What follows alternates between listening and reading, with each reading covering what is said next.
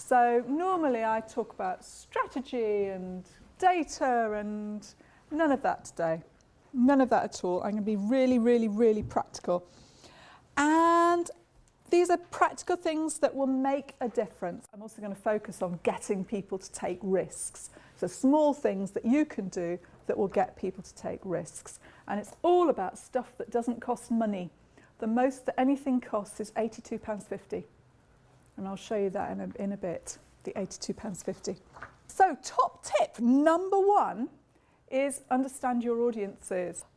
Audience development is not about what goes on in the heads of film buffs, because they make up a tiny proportion of our existing audiences, let alone our potential ones. We have to move away from this idea of a lovely bunch of people who love you lots, actually to a huge mass, big potential audience who we have to kind of attract using all the methods at our disposal, because we can't say that they're one kind of person. Top tip number 2 is, think about that great big blue chunk on that bar chart, is to get those first timers to come back.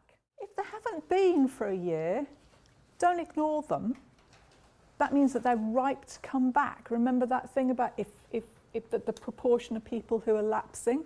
What people are doing is they're dipping into the film programme amongst all the other lots of lovely things that they do. So talk to the ones that haven't been in the past year. So this idea of loyalty is a really difficult one. We have to earn that loyalty. And that loyalty, that feeling that's not loyalty, is actually about belonging. And there are some very, very simple things that you can do that make people belong. What they really want you to do is be people. So things like, again, some qualitative research I've done, standing at the exit and saying good night, have a safe trip home. Yeah? Because that thing about the building, all the lovely experiences and the people that they want to associate with. And it's about the way that people own spaces, and it's largely to do with food and drink being a way of associating with other people. It's the social oil that makes you feel like you belong.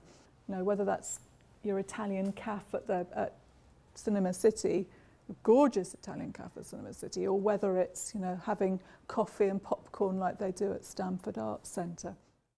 Top tip number 5 is capture more information.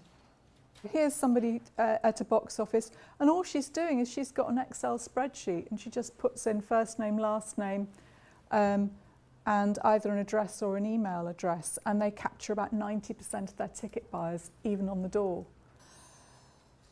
You can also capture lots of lovely data online. This is the Fringe Festival in Dublin, and I love it because they go, select what you want to receive occasional emails about. Everything I love Fringe, so they're going, I'm a film buff, if you do something like this. But also, I'm visiting Dublin in September, please send me information. So this is the kind of, if you're running a festival, if you're running occasional things, that flags up that you don't want to be sending stuff every 2 weeks, every month to those people. They want a very specific thing about a very specific period of time. So whatever it is you're doing, ask them the broad questions that identify the different kinds of audiences that you might have, not just genre. I like documentary or I like sci-fi. Yeah. So top tip number 8 is register for Google Places. It's free. It takes 5 minutes. And basically all you do is, if you haven't got a Gmail account for your organisation or for you personally, I wouldn't do it personally, set up a Gmail account that your organisation can use. And the reason why I'm going on about Google is because in the UK, 94% of all searches are through Google. So all Microsoft, including Bing, 3%, Yahoo, 3%, Google, 94%. If you then go to account settings, you can just click on Google Places, enter your phone number and it'll bring up what it knows about you. And all you need to do is fill in this bit at the bottom. And then you will appear in that top bit, and Google will automatically go and find your films and shove them in that bit at the top. How does it work? Well, Google, all the search engines send out a spider and they crawl over all the sites on the internet, every single one, automated thing. All they can see is text. And because they're spiders, they're not very bright, so they have to use some rules to work out how they tell which words are important. So we have to tell the Google spider what we do if we want people to find us. Here is the table that sits behind every web page. And it probably doesn't look like this, but there is one behind every web page. And this is my web page, my website, and this is my home page. And that's my title tag. All you do is you type in what you want your title tag to be in the box. So here are the rules. 65 characters, that's all you've got. Yeah? And the first word is the most important. The second word is the next most important, and so on. Every single page should have a different one, because every single page is a different opportunity to get hold of a new customer, a new audience member. Yeah. So if you've got a different page for each film, make sure you've got the keywords from the film title, because then somebody searching for the film gets an opportunity to see your page, etc., etc. Cool. Top tip number 10. Use the words they use. So Google Analytics is free. It's amazing. If you don't have it, get it tomorrow. What I'm going to show you now, though, is Google Keyword Research Tool. Basically, if you search for Google Keyword Research Tool, it will produce this. It might use the word AdWords in the title tag or something, but that's just simply because it's a tool for doing AdWords, but it's also useful for everything else as well. Top tip number 11. It's this bit. It's the black text. Do you want to check? You can register for free, so don't sign up for the 7-day trial, just register for free, and you just type in your URL for each of your pages and it will tell you what the title tag is, what the meta description is if it's there, and it'll tell you what words you're using again and again and again. Does anyone know what it is? The average reading age of people in the UK? Take a punt. 14, 15? 12, 9, 7. Yeah, you're absolutely right. It's 9. So the average reading age attained by adults in this country is 9.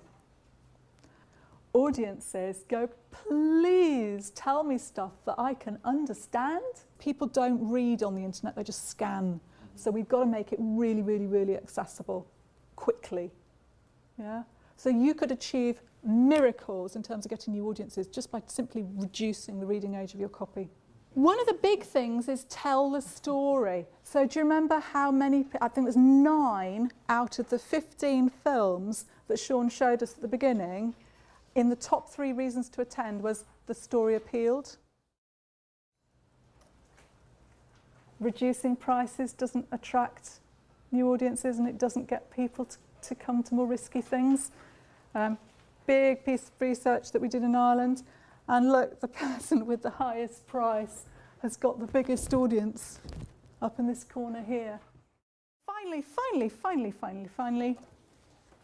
use the voice of the audience. So you were talking about trailers not being available, and you're so right that for a lot of cultural films that aren't trailers. However, there's a lot of research now that shows that people trust friends and family far more than they do experts or marketing or whatever.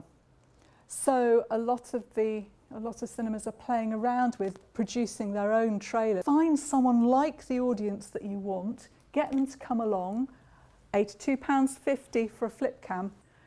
It's not great art, but audiences believe, the research shows, stuff that looks like you've stood in a foyer and just grabbed people passing by. They believe those opinions much, much more than something that's been beautifully produced. Cool. There we go. 15 top tips. It's about reaching out to new audiences, about getting them to come back. It's about persuading them to take risks.